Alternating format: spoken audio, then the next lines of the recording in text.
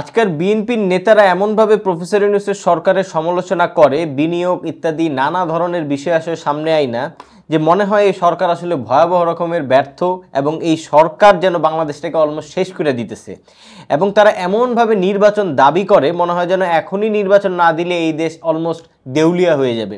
তো এটা বিএনপির অনেক হাই প্রোফাইল লিডারদের ক্ষেত্রেও এই ধরনের বক্তব্য ইত্যাদি শোনা যায়। আপনারা যারা পত্রপত্রিকা বা মিডিয়াগুলোর দিকে একটু নজর রাখেন আপনারা খুব ভালোই বিষয়গুলো দেখতে পান। অন্যদিকে আমরা আরেকটা জিনিস দেখতে পাই যেটা এটার সঙ্গে খুবই সাংঘর্ষিক, সেটা হচ্ছে যে এত নির্বাচন করা সত্ত্বেও বিএনপির যে ভারপ্রাপ্ত চেয়ারম্যান তারেক রহমান সাহেব তিনি কিন্তু দেশে আসেন না। আপনার যদি এতই নির্বাচন দরকার, আপনার যদি এতই মনে হয় যে প্রফেসর ইউনূস দেশটাকে দেউলিয়া বানায় ফেলতেছে, প্রফেসর ইউনূসের আন্ডারে দেশ আর কয়দিন চললে এই দেশ রসাতলে যাবে, তাহলে আপনি দেশে আসেন না কেন? আপনার দলের প্রধান দেশে কেন আসে না? এই যে সাংঘর্ষিক অবস্থান তাদের, এটার মধ্যেই লুকাইয়া আছে একটা সত্য যেটা আসলে বোঝায় যে বিএনপির নেতাকর্মীরা মুখে যা বলে বিএনপির ভিতরকার অবস্থান আসলে এর চাইতে ভিন্ন। বিএনপির চেয়ারপারসন বা বিএনপির ভারপ্রাপ্ত চেয়ারম্যান তারেক রহমান এই মুহূর্তে দেশের বাইরে আছেন এবং তিনি দেশে ঢোকার কোনো রকম কোনো সম্ভাবনাই দেখা যাচ্ছে না। এতে বোঝা যায় যে তিনি আসলে দেশে ঢুকতে চাচ্ছেন না এবং এই মুহূর্তে নির্বাচন বিএনপি চাচ্ছে না। এবং এই মুহূর্তে নির্বাচন না চাওয়ার, বিএনপির এই মুহূর্তে নির্বাচন না চাওয়ার অনেক বড় একটা কারণ হইল যে আওয়ামী লীগ চলে যাওয়ার পরে বা হাসিনার পতনের পরে দেশের যে ভয়াবহ অবস্থা, এই ভয়াবহ অবস্থার ধকলটা আসলে প্রফেসর ইউনূসের যেন সমাধান করে দেওয়া যায়, বিএনপি বেসিক্যালি এইরকম কিছু একটা চায়। তারেক রহমান নিজের ঘাড়ে এই দায়িত্ব নিতে চায় না। আমি আসলে এই ভিডিওটা বানাইতেছি মূলত বিএনপির এই যে সততার বা মিথ্যার রাজনীতি এই বিষয়টা একটু সামনে আনার জন্য। কারণ আমার মনে হয় যে বিএনপি যে নির্বাচন চায় না, বিএনপি যে মূলত নির্বাচন বিরোধী একটা অবস্থানে আছে এবং তাদের প্রধান নেতা লন্ডনে বসে আছে মূলত নির্বাচনটাকে পেছানোর একটা অংশ হিসাবে, এই বিষয়টা আমরা কেউই আলাপ করি না এবং এই বিষয়টা আলাপ না হওয়ার কারণে প্রফেসর ইউনূসেরও আসলে কাজ করার ক্ষেত্রে অনেক ধরনের বাধা তৈরি হইতেছে এবং এই সরকারের টোটাল অন্তর্বর্তী সরকারের টোটাল সেটেলমেন্টটাই একটা নির্বাচনের চাপের মধ্যে আছে। যদি বিএনপি এই নির্বাচনটা না চায় এবং সেটা যদি খোলামেলা হয়ে যায়, সরকারের জন্য কাজ করাটা আরো সহজ হয়। আমি এই ভিডিওতে মূলত বিএনপি কি কারণে এই দুর্দশাগ্রস্ত বাস্তবতায় ক্ষমতার দায়িত্ব নিতে চায় না, তার লজিকটা কি, তার পিছনের আসল যৌক্তিক জায়গাটা কি, সেটা একটু বাইর করার চেষ্টা করব। যেমন ধরেন আজকের একটা ঘটনা দিয়ে শুরু করি। যেমন ধরেন আজকে বাংলাদেশ ব্যাংক ডলারকে বাজার ভিত্তিক করে দিছে এবং ডলারকে বাজার ভিত্তিক করে দিছে তার কারণ যে আইএমএফ এর যে চতুর্থ এবং পঞ্চম কিস্তি আসার কথা সেটা বিলম্ব হচ্ছিল। আইএমএফ বলছে যতক্ষণ না পর্যন্ত ডলারকে বাজার ভিত্তিক করা হবে, এই শর্ত পূরণ করা না হবে, ততক্ষণ পর্যন্ত চতুর্থ ও পঞ্চম কিস্তি ঢুকবে না। এই যে ডলার বাজার ভিত্তিক করে দেওয়া গেল, এটা আসলে সরকার কিভাবে পারলো? প্রথম প্রশ্ন। দ্বিতীয় প্রশ্ন, এই যে ডলার বাজার ভিত্তিক করে দিতে পারলো, এর মধ্যে দিয়ে সরকার আসলে কত বড় রিস্কটা নিতে পারলো? প্রথমত দেখেন, গত 3-4 মাস ধরে ডলার 122 টাকা রেটে সরকার ধরে রাখতে পারছিল। ফর দ্যাট রিজন সরকার এখন মনে করছে যে যেহেতু সে এটা ধরে রাখতে পারছে এবং এই পুরো টাইমে তার রিজার্ভে একবারের জন্য হাত দিতে হয় নাই, রিজার্ভ প্রতিনিয়ত বাড়ছে এবং রিজার্ভের অবস্থা এখন অলমোস্ট আমরা বলতে পারি 27 বিলিয়ন বা এইরকম একটা অবস্থায় চলে গেছে। ফলে রিজার্ভে একবারও হাত দিতে হয় নাই। At the same time dollar 122 টাকা রেট ধরে রাখা গেছে। এখন এই যে সরকারের কনফিডেন্ট, জাস্ট এই কনফিডেন্টের কারণে সরকার কিন্তু আইএমএফ এর শর্ত অনুযায়ী আজকে ডলারটা বাজার ভিত্তিক করে দিতে পারলো। এর মধ্যে দিয়ে সরকার যেটা বললো এবং খোলামেলাভাবে বললো যে জুন মাসের ভিতরে যেহেতু সে আইএমএফ এর চতুর্থ পঞ্চম কিস্তি সহ বিশ্ব ব্যাংকের এবং আরও কিছু ব্যাংকের ইত্যাদি ঋণ সবকিছু মিলে 350 কোটি ডলারের একটা টাকা বাংলাদেশে ঢুকবে এবং অলরেডি রেমিটেন্সের একটা গতি ভালো, প্রবাহটা খুব ভালো আছে। ফর দ্যাট রিজন এই মুহূর্তে যদি ডলার বাজার ভিত্তিক করে দেওয়া হয় কোনো সমস্যা নাই, ফলে তারা এবার কনফিডেন্টলি জিনিসটা করতে পারলো। দ্বিতীয়ত, তারা যে রিস্কটা নিল, কথার কথা যদি সরকার এই বাস্তবতাটা মেনটেন করতে না পারে, যদি ডলার ধা কইরা ডলারের অবমূল্যায়ন ঘইরা রেট বাংলাদেশি টাকা 170-80 টাকা হয়ে যায়, সেক্ষেত্রে বাংলাদেশে বিদেশি বিনিয়োগ কমার যে ভয়াবহ সম্ভাবনা আছে, বিদেশি বিনিয়োগ এই যে মুনাফা ঘাটতি যে তৈরি হবে হুট করে ডলারের অবমূল্যায়ন ঘটলে, সেই রিস্কটাও কিন্তু বাংলাদেশ এই সরকার নিল। এই যে সরকারটা নিতে পারলো, এই যে রিস্কটা, এত বড় একটা রিস্ক সরকার নিতে পারলো, এটা আসলে কিসের নজির বা এটা আসলে কি প্রমাণ করে? এটা খুব ক্লিয়ারলি প্রমাণ করে যে সরকার গত 9 মাসে তার ব্যাংক খাতগুলোকে সঠিকভাবে পর্যালোচনা মানে ঠিকঠাক করে ফেলার মাধ্যমে, এবং তার 11টা দুর্বল ব্যাংকের মধ্যে অলরেডি 2টা ব্যাংক কিন্তু নিজেদের শক্তিতে ঘুরে দাঁড়াইছে, অন্যগুলোকে টাকা ছাপাইয়া তরল্য সংকট ইত্যাদি কাটানোর মধ্যে তাদেরকেও ঘুরে দাঁড়ানোর তো একটা সরকার ভালোভাবে সহযোগিতা করছে। এই সব কিছু মিলে টোটাল অর্থনৈতিক বাস্তবতায় সরকার এখন ডলারকে বাজার ভিত্তিক করে দিতে পিছপা হয় নাই, এবং তার ফলে IMF এর শর্ত পূরণ হয়েছে এবং IMF এর টাকাটা বাংলাদেশে ঢুকবে। নাও এই বাস্তবতা, এই যে সরকার এই যে 9 মাসের বাস্তবতা, এইটাকে আপনি এখন একটু বিএনপির কান্দে ফালাইয়া দেখেন। ধরেন বিএনপি যদি গত 9 মাস সরকারের ভিতরে থাকতো, হাসিনা রিজার্ভের অবস্থা যে জায়গায় দিয়ে গেছিল, সেই বাস্তবতায় বিএনপি আইসা কি বিএনপিকে কনফিডেন্টলি বলতে পারে যে এই যে প্রফেসর ইউনূসের সরকার বা বাংলাদেশ ব্যাংকের গভর্নর আহসান মনসুর তার যেই মানে কর্মকাণ্ড, এইসবের ভিতর দিয়ে ডলারকে বাজার ভিত্তিক করে দেওয়ার যে সাহস, এটা যে সরকার নিতে পারলো, এটা বিএনপি নিতে পারতো? বিএনপিকে কনফিডেন্ট এই কথাটা বলতে পারবে? এটা জাস্ট একটা উদাহরণ। ধরেন এই যে বাস্তবতাটা, এগুলো যদি আপনি একটু মানে উদাহরণ হিসাবে একটার উপর একটা ফালাইয়া বিচার করেন, তাইলেই বুঝবেন যে সরকারের উপর আসলে কত বড় ধকল সরকারের উপর দিয়ে গেছে এবং এখনো যাচ্ছে, এবং সরকার এখনো কি বড় বড় রিস্ক কনফিডেন্টলি নিয়ে যাচ্ছে। আপনি কি মনে করেন তারেক রহমান সাহেবের খায়া দেয়া ঠেকা লাগছিল এই ধরনের একটা ভয়াবহ সিচুয়েশন হ্যান্ডেল করার, এত বড় ভয়াবহ সিচুয়েশন মোকাবেলা করার? এইটা আসলে প্রফেসর ইউনূস হ্যান্ডেল করতেছে, প্রফেসর ইউনূসের চাপটা সামলাইতেছে, ফলে তিনি লন্ডনে বসে আছেন। খুব সিম্পল হিসাব। এই সিম্পল হিসাবটা বিএনপির নেতাকর্মীরা বুঝতে চেষ্টা করে না বা বুঝে। আমি তো মনে করি যে এই যে ফজলুর রহমান টাইপের লোকেরা, এই যে পাগল টাইপের লোকেরা যেভাবে কথাবার্তা বলে টকশোতে, তাই জাস্ট ঘৃণা লাগে ভাই। আপনি কিভাবে এইভাবে কথা বলেন? মানে আপনি প্রফেসর ইউনূসের এগেনস্টে কিভাবে এই ধরনের ভঙ্গিতে কথা বলেন? আপনি মানে এই অর্থনৈতিক বাস্তবতায় মানে কি পরিমাণ একটা দুর্দশা শেখেছে না ফালা দিয়ে গেছিল, আপনি এখন এই পুরো ধকলটা যে সামলাইতেছে, এই ধকলের সামলানোর ফুল সুফলটা আপনারা ক্ষমতায় এসে ভোগ করবেন, কিন্তু আপনারা গালাগালি করেন। আমি আপনাদেরকে আরেকটা উদাহরণ দিই। গত পরশুদিন রাতে এটাও IMF এর শর্ত অনুসারে যে NBR এর যেই ব্যাপারে ভালো একটা সংশোধন অনেকদিন ধরে IMF চাচ্ছিল। কারণ হচ্ছে যে বাংলাদেশের যে ট্যাক্স টু জিডিপি যে অনুপাত, এটা আসলে খুবই কম, মানে 8% বা এরকম, যেটা দক্ষিণ এশিয়ার সবচেয়ে কম। মানে ট্যাক্স টু জিডিপি যে অনুপাত বা কর থেকে জিডিপির যে অনুপাত, সেটা ওয়ার্ল্ডের এই ট্যাক্স টু জিডিপি অনুপাত 16% বা এরকম। ফলে অবশেষে সরকার সেই দায়িত্ব নিয়ে এই ধরনের একটা সিচুয়েশন মানে এই সংশোধনটা করলো, এবং NBR এর মধ্যে যে করের মধ্যে যে নীতি প্রণয়ন বিভাগ এবং যে ব্যবস্থাপনা বিভাগ, এই দুইটাকে আলাদা করে দিল। যখন নীতি প্রণয়ন আর ব্যবস্থাপনা দুইটা একই লোকের আন্ডারে চলে, তখন আসলে এই জায়গায় অনেক ধরনের স্বার্থের সংঘাত ঘটে, নানা ধরনের ঘুষ ইত্যাদি বলে নানা ধরনের সম্ভাবনা তৈরি হয়। IMF সেটা চাচ্ছিল যে রাজস্বটা যেহেতু বাড়াইতে হবে, ফলে এটা থেকে NBR এর এই সংশোধনটা দরকার, এবং সরকার ফাইনালি করছে। এই যে সরকার এত বড় একটা সিদ্ধান্ত নিল, আপনি বিএনপির কোনো লিডারকে, কাউকে এই ব্যাপারে একটা প্রশংসাসূচক কথা বলতে দেখেন নাই। কিন্তু সেই বিএনপি দিনরাত এমনভাবে গালিগালাজ করে যেতেছে, বিনিয়োগ চলে যেতেছে, এই সেই হাবিজাবি। আপনারা জানেন যে গত পরশুদিন বণিক বার্তায় একটা রিপোর্ট আসলো যে আশিক চৌধুরী সাহেবের বিরাট ম্যাজিক ইত্যাদি সত্ত্বেও বাংলাদেশে বিনিয়োগ বাড়ে নাই।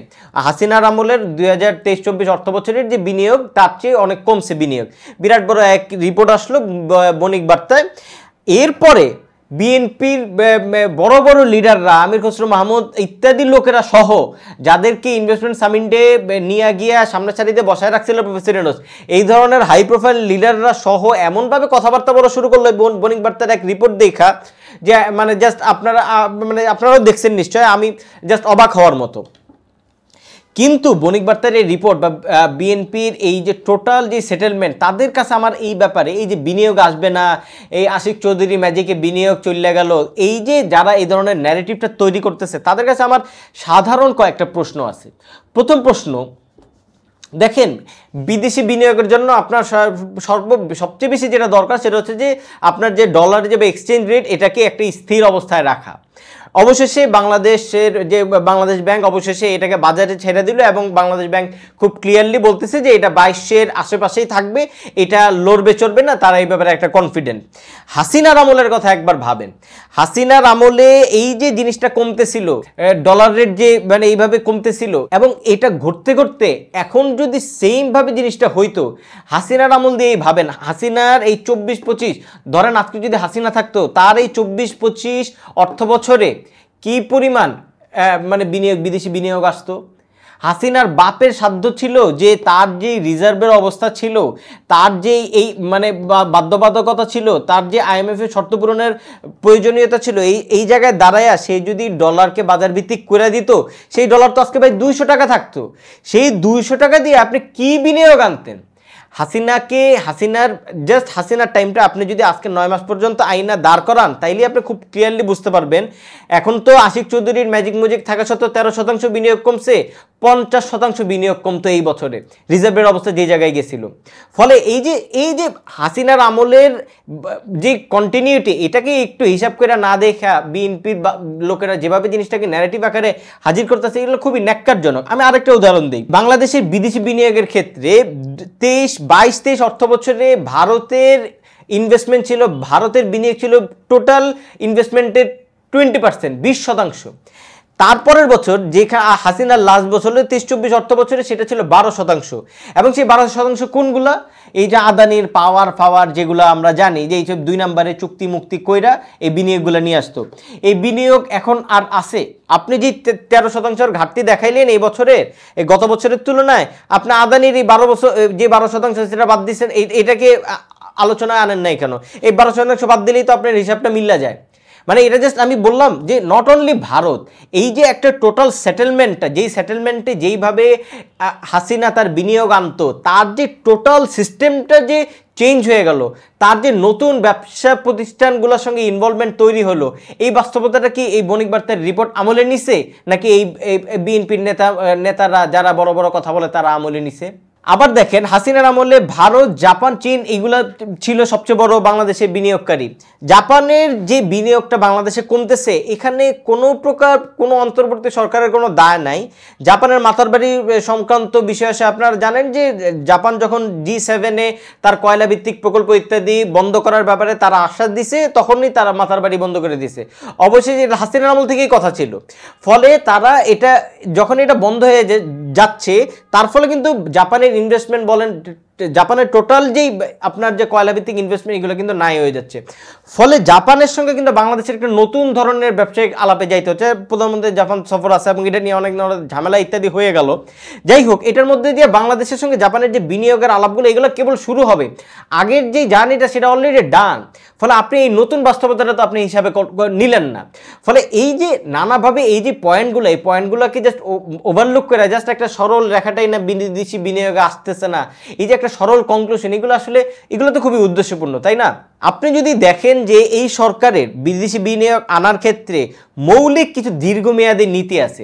যেমন আপনি যদি দেখেন যে এখানে বিদেশি বিনিয়োগ না আসার সবচেয়ে বড় মানে ভয়াবহ কারণ হচ্ছে যে এখানকার যে আমলাতান্ত্রিক বা ব্যুরোক্রেটিক জটিলতা, জিনিসটাকে পিছায়া পুষায়া এই সেই কইরা, ফলে আপনার ফরেন ইনভেস্টমেন্ট এখানে আসার মানে খুবই এটা একটা মানে ঝামেলা। আপনি দেখেন সরকারের একটা দীর্ঘমেয়াদী, আশিক চৌধুরী ইত্যাদি লোকেদের একটা দীর্ঘমেয়াদী প্রজেক্টই হচ্ছে যে ডিজিটালাইজেশন। তারা এখানে অনেক কিছু করার চেষ্টা করতেছে। এই সুফল কে পাবে? এই ডিজিটালাইজেশনের সুফল কে পাবে? আবার দেখেন এই যে অর্থনৈতিক সংস্থা বিডা, বেজা, মুজা যা আছে, এদেরকে একীকরণ করতেছে। ফলে কি একটা সিস্টেম ডেভেলপ হয়ে যাচ্ছে। আগে কি হইতো, ধরেন সালমান এফ রহমান সাহেব, আপনি এক পরোক্ষ দরবেশ সাহেব, সে আসলে সবকিছু কন্ট্রোল করতেছে, তাই না? বিষয়টা তো তেমনই ছিল, তাই না? কোনো সিস্টেম তো ছিল না, কোনো স্বচ্ছতা ছিল না, কোনো ট্রান্সপারেন্সি ছিল না। ফলে এই যে অর্থনৈতিক সংস্থাগুলো, রাষ্ট্রীয় সংস্থাগুলো যে একীভূত হচ্ছে, একীকরণ হচ্ছে, তার ভিতর দিয়ে তাদের আপনি জীবনে বিডার কোনো চেয়ারম্যানের নাম শুনছেন আজ পর্যন্ত আওয়ামী লীগের আমলে? ফলে এই যে জনগণের জবাবদিহিতার সঙ্গে তার যে স্পষ্টতা তৈরি হচ্ছে, এটা সুফল কে ভোগ করবে? এই যে একটা সিস্টেম ডেভেলপ করতেছে, এটা সুফল কে ভোগ করবে? আবার দেখেন এই যে টোটাল যে বিনিয়োগের যে মানে ডাক, এই ডাকটা এতদিন কই ছিল?